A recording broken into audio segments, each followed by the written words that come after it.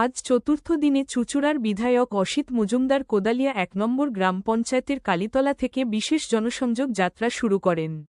কোদালিয়া ১ নম্বর গ্রাম পঞ্চায়েতের বিভিন্ন এলাকা পরিদর্শন করেন, সাধারণ মানুষের অভাব অভিযোগ শুনলেন। এর পাশাপাশি আজকে এক পরিবার জানায়, বিগত কয়েক বছর ধরে আমরা জলের সমস্যায় ভুগছি। পাইপলাইন হয়েছে কিন্তু কল নেই, মাটি খুঁড়েই সেই জল তুলে জল গ্রহণ করতে হচ্ছে। এইভাবে কতদিন চলবে? দিনের পর দিন মাটি খুঁড়ে জল বের করে সেই জল খেতে হচ্ছে। তারা আরও জানায়, সেই জল খাবার যোগ্য হয়ে ওঠে না, তবুও কিছু না করাই আমরা মাটি খুঁড়েই জল বার করে জল খাচ্ছি।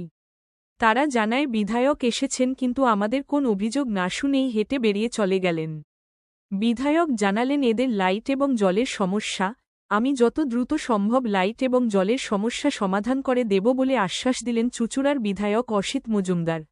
যে সমস্যাটা রয়েছে সেই বলছে আমাদের 2 বছর ধরে একই অজুহাত, এইখানে আমাদের পাম্প বসা দিতে নেই, মানে তো কোনো লাইনই ছিল না, জলে ছিল কিনা বলুন আগে। ছিল না, দেখুন এই রাস্তাটাও ছিল না, দেখুন ছিল না, এই রাস্তা আমরা কাদায় হেঁটেছি। এটা হয়েছে তো সময় দিয়ে, এটাও হবে। এই রাস্তাটা তো কাদা ছিল, এই রাস্তাটা কাদা ছিল তো, কাদা ছিল তো, এটা হয়েছে। এটা উন্নয়ন হবে না কেন? আমি সেটাই বলছি, জলটাও তো, এটাও তো উন্নয়নটা হচ্ছে কন্টিনিউয়াস একটা। এই দেখুন আমরা জল খেতে পাই না, এই একটা কল আপনি বলবেন 200 লোক জল নাই এই কলটা থেকে, চেষ্টা তো করছে ওই এই কলটা থেকে 200 লোক জল নেয়। এই কলটা খারাপ হয়ে গেলে আমরা এই কদিন গরিব মানুষ কি করবো? এই কল সে কল থেকে জল খেতে হবে। আমার ছেলে স্বামী আস্তে আস্তে ইনকাম করে করবে, কিন্তু যার প্রয়োজন তার হচ্ছে, যার স্বামী ছেলে আছে তারা ইনকাম করে নি, কিন্তু যাদের কেউ নেই তাদের না। আমার বড় সমস্যা আমার পাড়ার জলটা, এই বিভিন্ন জল খাওয়া যায়, এই জল খাওয়া যায় বলুন। মোটামুটি আমাদের এইখানে এই কোদালিয়া হচ্ছে এটা 160 নম্বর ওয়ার্ডে মোটামুটি আমরা এইখানে 200 ফ্যামিলি বসবাস করি, 200 থেকে 300 একদম, দুটো ওয়ার্ড নিয়ে। কত বছর ধরে আছে এখানে মোটামুটি 40 বছর ধরে আমরা বসবাস করি। কিন্তু আমাদের এর আগে তো রাস্তা ছিল না, রাস্তাটা হয়েছে ঠিক আছে। পোস্ট ছিল না, পোস্টটা আমরা টাকা দিয়ে নিয়েছি, সেটা হয়েছে। দ্বিতীয় হচ্ছে প্রশ্ন, জলটা এসছে 2 বছর ধরে পাইপ লাইন করেছে ঠিক আছে, সরু পাইপের লাইন, জল প্রেশার পাবে কোথা থেকে? লাইনটাই সরু একদম পাইপটা, এতে জলের প্রেশার হচ্ছে না। প্রতিটা মানুষের যেটুখানি জল পাচ্ছে মোটামুটি এক ঘন্টাও থাকে না জলটা। আবার গর্ত খুঁড়ে, পাইপ তো নিচ দিয়ে এসছে, ওই গর্ত খুঁড়ে অনেক গর্ত করে তারপর নিচে বালতি বসিয়ে সেই পাইপের মাথায় কোনো কল লাগানো নেই, ওই ডাইরেক্ট নল থেকে টিপ টিপ করে একটু জল পড়ে, এইভাবেই আমাদের জল সংগ্রহ করে আমাদের জীবিকা অর্জন করতে হচ্ছে, জীবন ধারণ করতে হচ্ছে। এই উপায় আমরা কতদিনই এরকম দুঃখ কষ্ট ভোগ করবো। এই জায়গাটার নাম কি? এটা দয়াময় কলোনি, রবীন্দ্রনাথ কালীতলা, থানা, 160 নম্বর বুথ, তাই তো? হ্যাঁ 160 নম্বর বুথ। না এমএলএ তো এসছে, তো এমএলএ কে জানালেন না? এমএলএ কে জানাবো, আপনারা তো ক্যামেরা করতে হতো, এমএলএ কে নিয়ে বেরিয়ে গেলেন। আমরা তো কথা বলার কথা, এখানে দুটো মেয়ে ছেলে কথা বলে দাঁড়িয়ে কার কথাও শুনলো না তো, যে আমরা বলবো যে স্যার আমাদের এই সমস্যা। দেখুন আমি নিজে চোখে দেখেছি, আপনার দুজন ক্যামেরা করতে করতে নিয়ে বেরিয়ে গেছেন। এটা অস্বীকার আপনারাও করতে পারবেন না, যে দাঁড়িয়ে যে অবজেকশন কাউকে শুনেছেন কি? আপনার কি অবজেকশন, কে আপনার অবজেকশন? আমি এই পর্যন্ত আমার কথা বলে আমি সম্পূর্ণ করলাম। দেখুন আমার ঘরে কাজ আছে। আমি এমএলএ হওয়ার আগে জল ছিল না। আমি 2011 এমএলএ হওয়ার পর এখানে পঞ্চায়েতে জলের ব্যবস্থা করি সুব্রত মুখার্জিকে এনে, এবং একটা জায়গা নিয়ে ওভার ট্যাঙ্ক করি। এরপরেও জলের চাহিদার জন্যে নানান জায়গায় প্রায় 9টা আমরা এক্সট্রা পাম্প করেছি।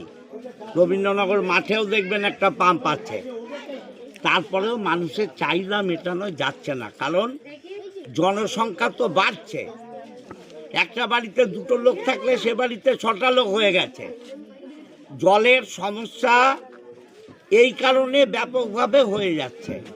আমাকে এখানে যিনি পঞ্চায়েতের মেম্বার 2জন আছে আমাদের,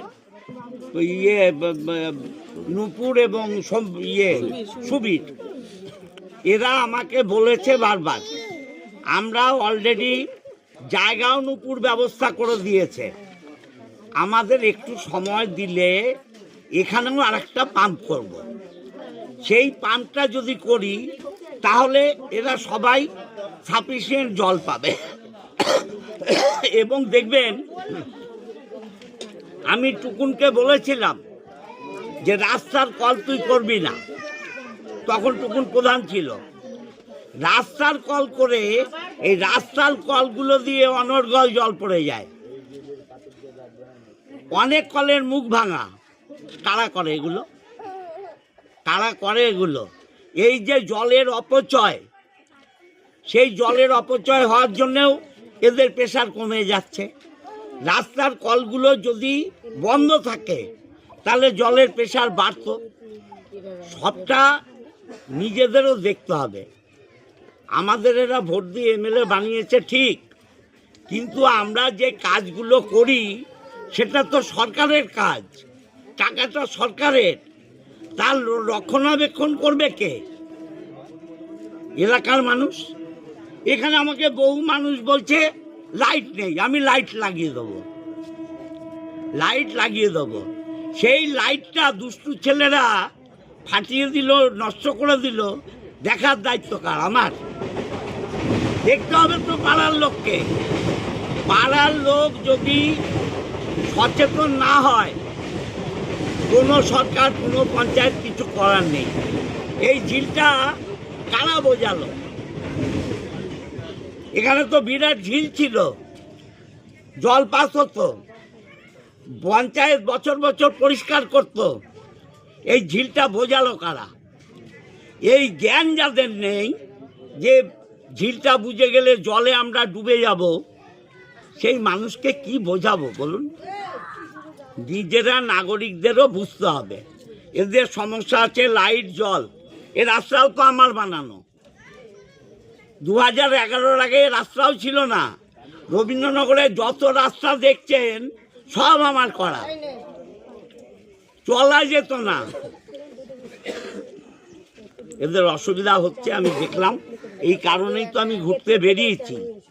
আমি এখানে একটা পাম্প করে দেবো, জলের সমস্যা মিটবে। আর লাইটের কথা বলেছে এরা, আমি নুপুরকে কিছু লাইট দেব, সে লাইট নুপুর এবং সুবীর লাগিয়ে দেবে।